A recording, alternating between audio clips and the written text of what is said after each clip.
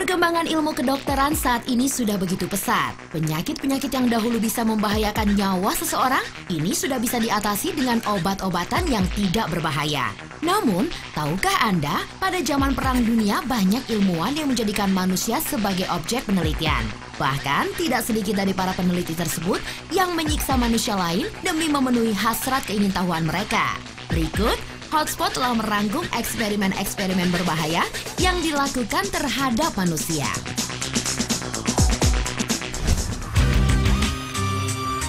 Unit 731 merupakan penelitian biologi dan kimia rahasia yang digunakan sebagai unit pengembangan tentara Jepang.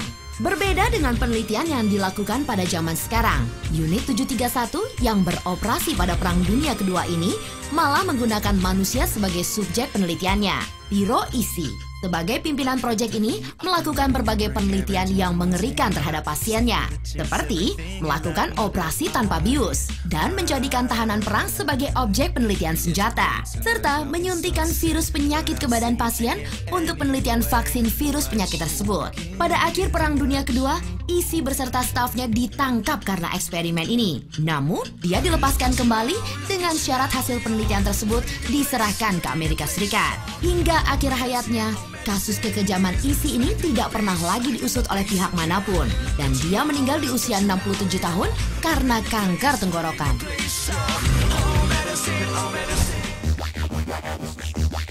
Penelitian sipilis Tuskegee terhadap pria kulit hitam merupakan penelitian klinis yang tahun 1932-1972 di Tuskegee, Alabama, Amerika Serikat. Eksperimen ini ditujukan kepada 399 pria Afrika Amerika miskin di sana yang dianggap mengidap penyakit sipilis. Penelitian ini pun kemudian menjadi kontroversial karena dilaksanakan tanpa adanya perlindungan HAM terhadap objek penelitian. Mereka tidak diberikan informasi mengenai hasil diagnosa mereka dan persetujuan untuk dijadikan bahan penelitian. Bahkan mereka dikatakan memiliki darah yang kotor atau bad blood dan diiming-imingi mendapatkan perawatan medis, makanan dan asuransi kematian.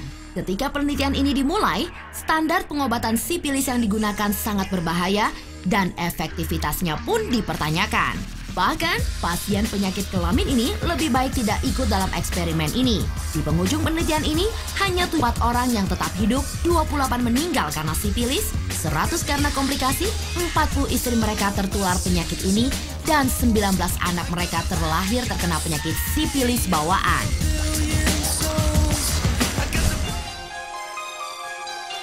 Masih dari Amerika Serikat, eksperimen ini bernama Project MK Ultra. Project MK Ultra adalah kode untuk program penelitian pengendalian pikiran yang dilakukan CIA pada tahun 1950-an hingga akhir 1960-an. Banyak yang mengabarkan bahwa proyek itu secara terselubung menggunakan berbagai macam obat-obatan untuk memanipulasi mental individual dan mengubah fungsi otak.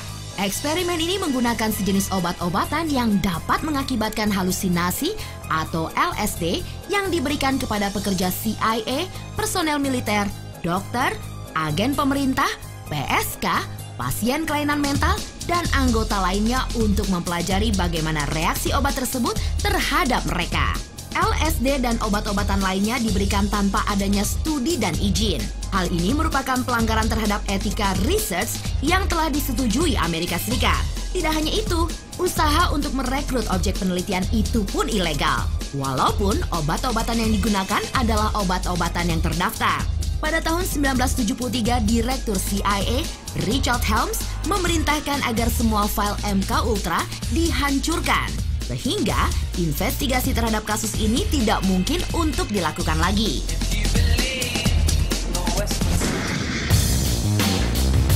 Eksperimen terhadap manusia berikutnya terjadi di negara Afrika Selatan. Para tentara apartheid Afrika Selatan memaksa prajurit lesbian dan gay kulit putih untuk menjalani operasi penggantian kelamin pada tahun 1970-an sampai 1980-an.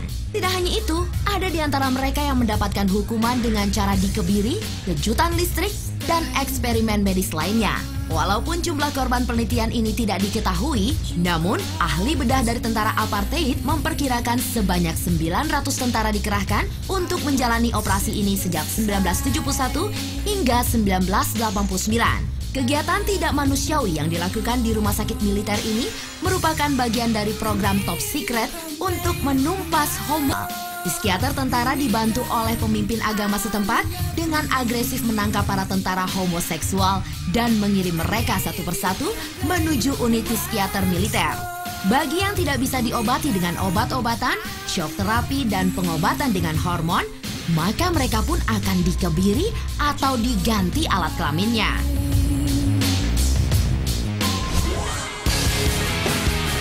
Kekejaman tentara Nazi mungkin tidak asing lagi di telinga kita. Namun, tahukah Anda kalau rezim pimpinan Hitler ini juga melakukan penelitian menggunakan manusia? Penelitian Nazi merupakan eksperimen medis terhadap banyak orang yang dilakukan selama Perang Dunia Kedua silam di bawah arahan Dr. Edward Ritz. Penelitian ini dilakukan untuk menemukan cara efektif dalam menolong personil tentara Nazi yang terluka di medan perang. Eksperimen dilakukan terhadap anak kembar di kamp konsentrasi untuk meneliti bagaimana persamaan dan perbedaan genetik mereka dan untuk melihat bagaimana tubuh manusia bisa dimanipulasi. Mata mereka disuntik zat kimia yang berbeda untuk melihat perubahan warna yang terjadi. Lebih dari 1.500 tahanan kembar yang diikutsertakan dalam penelitian ini. Namun, kurang dari 200 orang yang bisa bertahan hidup.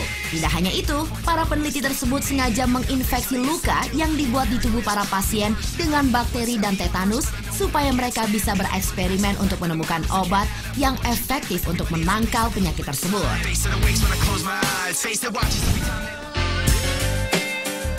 Nah, pemirsa, ngeri bukan? Makanya, jangan pernah menyalahgunakan ilmu pengetahuan untuk kepentingan-kepentingan yang tidak bermanfaat dan tentunya merugikan banyak orang.